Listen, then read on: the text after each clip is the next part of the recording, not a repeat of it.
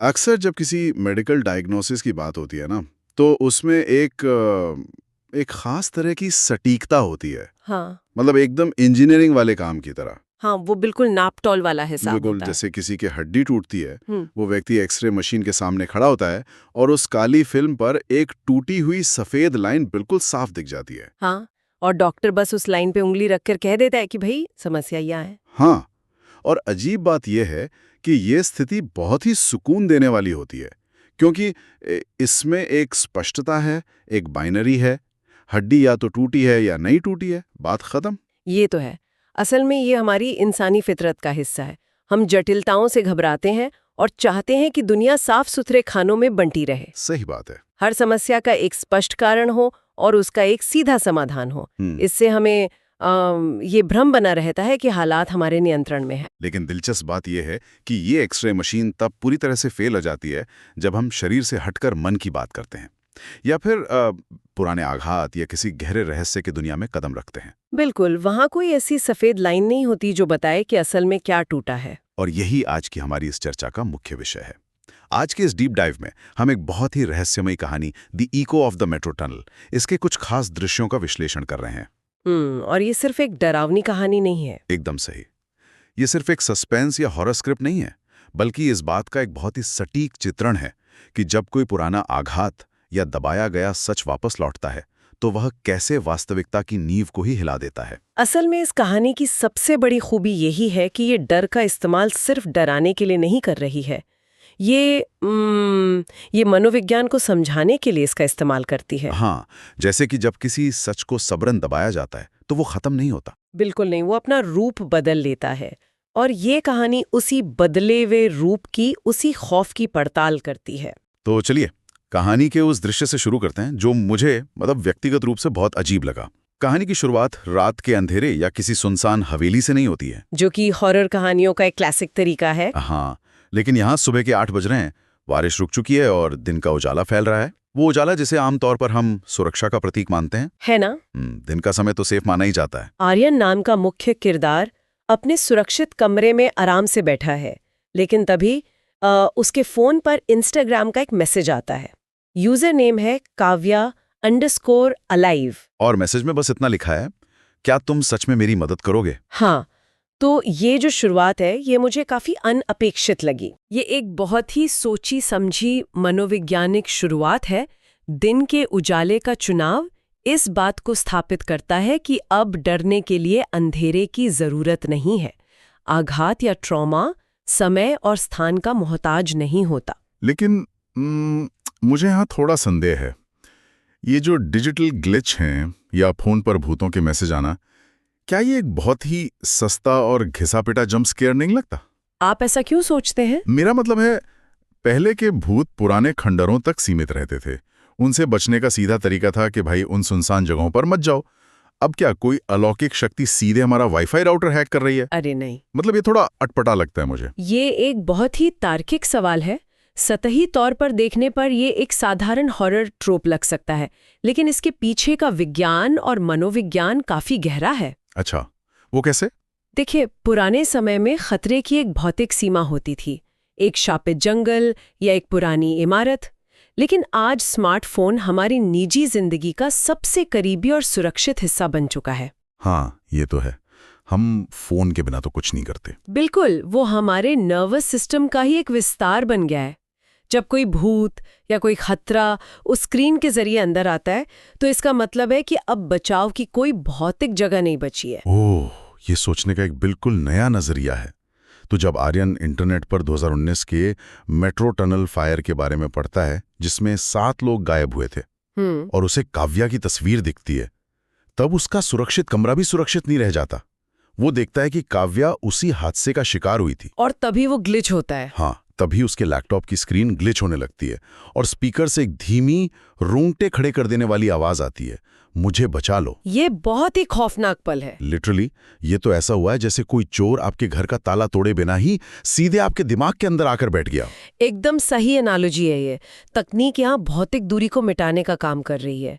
जब कोई आघात बहुत गहरा होता है, तो वो किसी बाहरी ट्रिगर का इंतजार नहीं करता। वो सीधे हमला करता है। हाँ, वो सबसे सुरक्षित पलों में घुसपैठ करता है। ये डिजिटल ग्लिच असल में आर्यन के खुद के कॉग्निटिव बैलेंस के हिलने का प्रतीक है। कॉग्निटिव बैलेंस मतलब उसका दिमागी संतुलन डगमगा रहा है।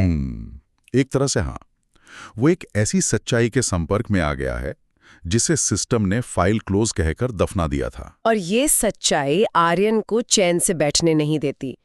वो और उसका दोस्त विवान उस सुरंग के बारे में जानने के लिए एक पुराने पुलिस स्टेशन पहुंचते हैं, जहां वो उस बूढ़े गार्ड से मिलते हैं। हाँ, और वहां जब आर्यन 2019 के टनल फायर के बारे में पूछता है तो उस गार्ड का चेहरा एकदम से सख्त हो जाता है। हाँ। उसकी चेतावनी बहुत ही स्पष्ट और डरावनी है। वो क्या कहता है? वो कहता है, उस जगह का नाम मत लो, जो भी वहां गया वापस बदल कर आया।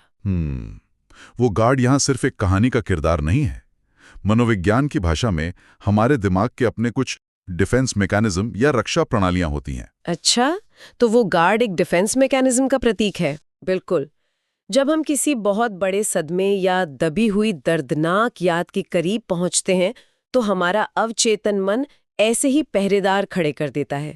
क्या बात है। और गार्ड की वो लाइन के जो भी वहां गया बदल कर आया, ये न्यूरोसाइंस की एक सच्चाई है। कोई भी बड़ा आघात इंसान के न्यूरल पाथवे को हमेशा के लिए बदल देता है। मतलब उसके बाद दुनिया को देखने का नजरिया कभी पहले जैसा नहीं रहता। बिल्कुल नहीं, वो इंसान अंदर से पूरी तरह बदल जाता है। और आर्यन का नजरिया भी बदलना शुरू हो चुका है।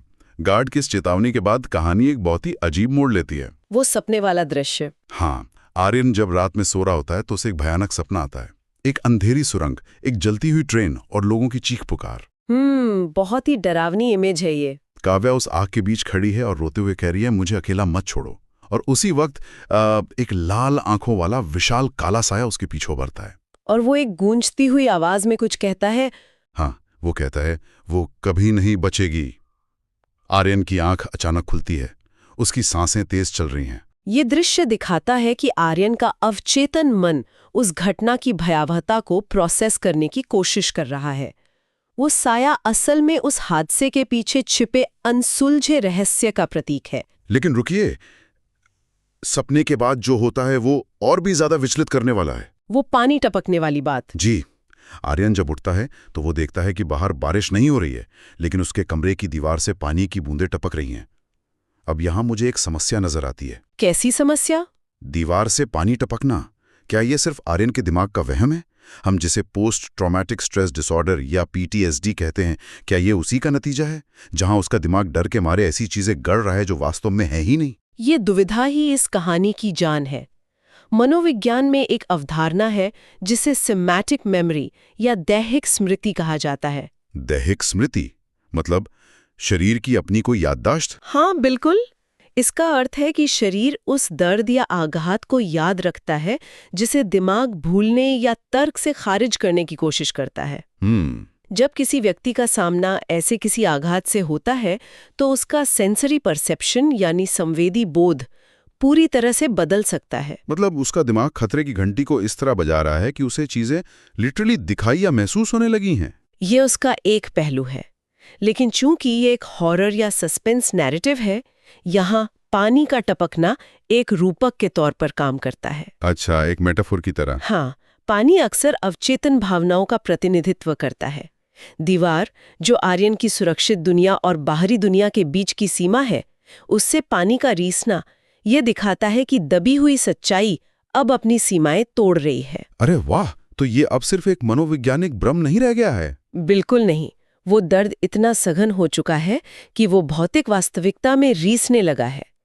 सच को हमेशा के लिए दबाया नहीं जा सकता, वो कहीं ना कहीं से दरार ढूंढ ही लेता है। ये व्याख्या तो उस पूरी घटना को एक नया ही अर्थ देती है, और शायद यही वजह है कि आर्यन उस रिसाव को नजरअंदाज नहीं कर पाता। वो सुरंग की तरफ निकल जाता है। हाँ, रात के 11 बजते हैं और अपने दोस्त विवान की तमाम चेतावनियों के बावजूद आर्यन अकेले उस जली हुई सुरंग के पास पहुंच जाता है। तेज हवा से सुरंग का भारी लोहे का गेट एक भयानक क्रीक की आवाज के साथ खुलता है। बहुत ही इंटेंस मोमेंट है। बहुत ज्यादा। आर्यन अंदर कदम रखता है और उसे काव्या दिखाई देती है। सफेद हुडी पहने हुए, जिसकी आंखों में एक अजीब सी गहरी उदासी है। यहाँ सफेद रंग का उपयोग बहुत ही दिलचस्प है। वो इस जली हुई, काली और खौफनाक सुरंग के बिल्कुल विपरीत खड़ी है। ये दृश्य हॉरर की पारंपरिक परिभाषाओं को सीधे चुनौती देता है। हाँ, क्योंकि इसके बाद जो खुलासा होता है ना, वो कहानी का पूरा जॉनर ही पलट देता है। वो एक्सीडेंट वाली बात। बिल्कुल। आर्यन जब उससे पूछता है कि उसने उसे ही क्यों चुना, तो काव्या कहती है, क्योंकि तुम मुझे देख सकते हो और मैं अब इस दुनिया का हिस्सा नहीं हूँ। फिर काव्या आर्यन को उस पुराने प्लेटफॉर्म पर ले जाती है जहां वो जली हुई ट्रेन खड़ी है, और फिर वो एक ऐसा सच बताती है जो सारी मान्यताओं को तोड़ देता है। वो कहती है कि उस रात कोई एक्सीडेंट नहीं हुआ था। हाँ, वो कहती है किसी ने जानबूझकर आग लगाई थी। मतलब ये तो एक तरह से मर्डर मिस्ट्री निकलती है। एक ऐसा अपराध जिसे भूतिया कहानी का चोला पहनाकर बड़ी चालाकी से छिपा दिया गया था। बिल्कुल। और यहीं पर अनफिनिश्ड बिजनेस यानी अधूरे काम का असली मनोविज्ञान सामने आता है। Unfinished business? हाँ, भूत अक्सर उन लोगों के प्रतीक होते हैं जिन्हें समाज या व्यवस्था ने न्याय देने से इनकार कर दिया था। जब काव्या कहती है कि आग जानबूझकर लगाई गई थी, तो वो एक डरावनी आत्मा से एक बेबस शिकार में बदल जाती है। और इस बेबसी का सबसे बड़ा प्रमाण तब मिलता है जब आर्यन काव्या का हाथ पकड़ने की कोशिश करता है। वो बहुत ही मार्मिक दृश्य है। हाँ, आर्यन उसे ढांढस बंधाना चाहता है, लेकिन उसका हाथ हवा में निकल जाता है। ये पल डर पैदा नहीं करता, बल्कि एक गहरी टीस छोड़ता है। वह पारभासी होना उसकी अंतिम वल्नरेबिलिटी या भेद्यता को दर्शाता है। एक आघात से पीड़ित व्यक्ति अक्सर ऐसा ही महसूस करता है, अदृश्य, शक्तिहीन और भौतिक दुनिया से पूरी तरह कटा हुआ। जैसे उसका कोई वजूद ही ना हो। बिल्कुल। उसे मुक्ति के लिए किसी ऐसे व्यक्ति की जरूरत होती है जो उसके सच का गवाह बन सके, और आर्यन यहाँ वह गवाह है। वो उस दर्द को देख रहा है जिसे आग में जलाकर मिटाने की कोशिश की गई थी। लेकिन सच को बाहर लाना इतना आसान तो नहीं होता ना, क्योंकि हर सच को छिपाने वाली कोई ना कोई ताकत जरूर होती है। और वो ताकत उस काले साये के रूप में सामने आती है। सही कहा। जैसे ही ये खुलासा होता है, सुरंग की लाइट ब्लिंक करने लगती है, तापमान अचानक गिर जाता है, और काव्या बुरी तरह घबरा जाती है और कहती है, वो आ गया। और वही लाल आंखों वाला साया प्रकट होता है। हाँ, वही विशाल लाल आंखों वाला काला साया प्लेटफॉर्म पर आ जाता है, और ये साया अब पहले से भी बड़ा और ज्यादा खौफनाक है। ये साया उस व्यवस्था, उस भ्रष्टाचार या उस बुराई का साक्षात रूप है जिसने सच्चाई को जलाया था। उसकी आवाज पूरी सुरंग में गूंजती है, तुम उसे यहां से नहीं ले जा सकते। और वो आर्यन पर सीधा हमला कर देता है। आर्यन जमीन पर गिरता है, उसका फोन दूर जा गिरता है और उसकी स्क्रीन टूट जाती है। फोन का टूटना यहाँ स्पष्ट रूप से बाहरी दुनिया और सुरक्षा से उसका संपर्क कट जाने का प्रतीक है। हाँ, वो तो है। लेकिन मेरी परेशानी कहानी के इस हिस्से से है। क्या परेशानी? अगर वो काला साया उस बड़े भ्रष्टाचार और बुराई का प्रतीक है और वो इतना ही ताकतवर है, तो वो सिर्फ आर्यन को गिराकर क्यों रुक गया? उसने सीधे आर्यन और काव्या दोनों को हमेशा के लिए खत्म क्यों नहीं कर दिया? बुराई अक्सर इतनी रहमदिल तो नहीं होती ना? ये एक बहुत ही कुशाग्र अवलोकन है।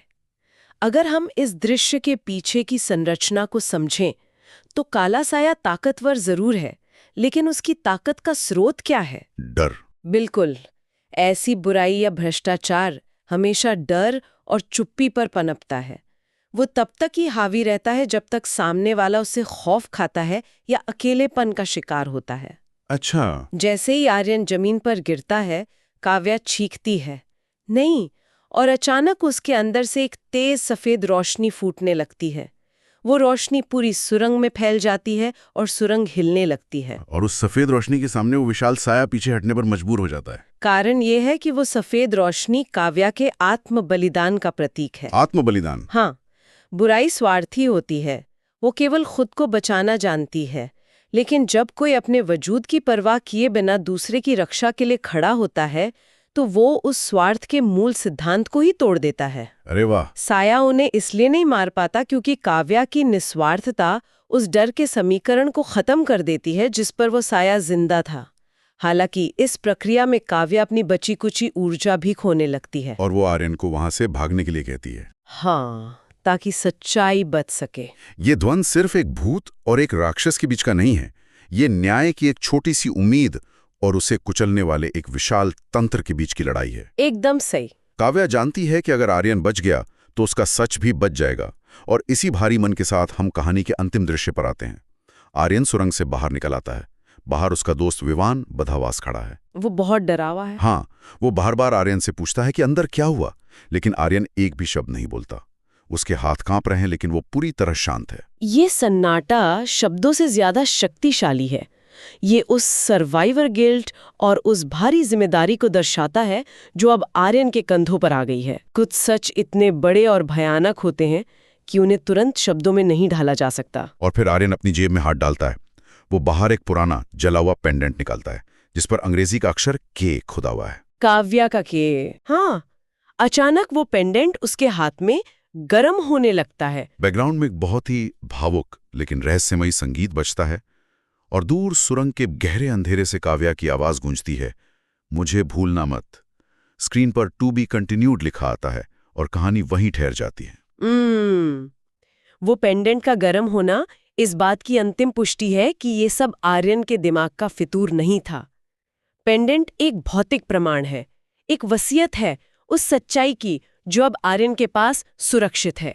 ये पूरी यात्रा एक साधारण सी सुबह से शुरू होकर इंसानी मन और समाज के सबसे अंधेरे कोनों तक जाती है। बिल्कुल। अगर हम इस पूरे विश्लेषण को एक सूत्र में पिरोएं तो स्पष्ट हो जाता है कि ये एक पारलौकिक खतरे की कहानी नहीं है, ये इंसानियत की कहानी है। हाँ, और हिम्मत की भी। एक इंसान का अपने डर के बावजूद किसी दूसरे की अनसुनी चीख को सुनने के लिए वापस उसी खौफनाक जगह पर जाना, ये साबित करता है कि सहानुभूति का तंत्र डर के तंत्र से ज्यादा मजबूत होता है। और ये भी कि जो सच मिट्टी या राख के नीचे दबा दिए जाते हैं, वे किसी न किसी रूप में अपना रास्ता खोज ही लेते हैं। हाँ, चाहे वो किसी भी रूप में आए। बिल्कुल, चाहे वो तकनीक के जरिए एक डिजिटल ग्लिच के रूप में हो या सपनों के जरिए एक टपकती दीवार के रूप में। आघात की अपनी एक गूंज होती है जिसे पूरी तरह शांत नहीं किया जा सकता। और यही वो बिंदु है जो इस कहानी को केवल एक फिक्शन से उठाकर हमारी वास्तविक दुनिया से जोड़ देता है। सही बात है। ये हमें ये सोचने पर विवश करता है कि हमारे आसपास के समाज में,